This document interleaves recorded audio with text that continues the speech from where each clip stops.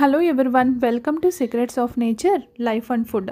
ఇవాళ మనం ఎంతో టేస్టీగా ఉండే, ఇంకా చలికాలంలోనూ వర్షాకాలంలోనూ నోటికి ఎంతో హాయిగా ఉండే పండు మిరపకాయ గోంగూర పచ్చడి తయారు చేసుకుందాం. ముందుగా గోంగూరను, పండు మిరపకాయలని నీట్గా వాష్ చేసుకొని ఆరబెట్టుకొని ఉంచుకోవాలి. పండు మిరపకాయల్లో ఇలా ఉప్పు, చింతపండు వేసి మిక్సీ వేసి ఉంచుకోవాలి. వాటిని ఒక గాజు బాటిల్లో ఉంచుకొని 2 days వరకు గాలిపోకుండా ఉంచుకోవాలి. తరువాత కొంచెం మెంతులు తీసుకొని లైట్గా వేయించుకొని దానిలో వెల్లుల్లిపాయలు వేసుకొని మెత్తగా పౌడర్ చేసి పెట్టుకోవాలి. కడిగి ఉంచుకున్న గోంగూర ఆరబెట్టినాక కొంచెం ఆయిల్ వేసి ఇలా ఫ్రై చేసుకొని ఉంచుకోవాలి. ఆయిల్ కొంచెమే వేయాలి, ఎక్కువ ఆయిల్ వేయకూడదు. తర్వాత వెల్లుల్లిపాయ, మెంతులు ఇలా మిక్సీ వేసుకొని రెడీ చేసి ఉంచుకోవాలి.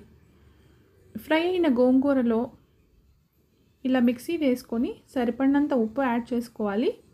దాంట్లో మనం అంతకుముందు మిక్స్ చేసి ఉంచుకున్న పండు మిరపకాయ, చింతపండు, ఉప్పు మిశ్రమాన్ని కూడా యాడ్ చేసుకొని వెల్లుల్లిపాయ, మెంతులు పౌడర్ని కూడా యాడ్ చేసుకోవాలి. అంతా కలిపి మిక్సీ వేసుకుంటే అంతే రెడీ. ఎంతో టేస్టీ అయిన పండు మిరప గోంగూర.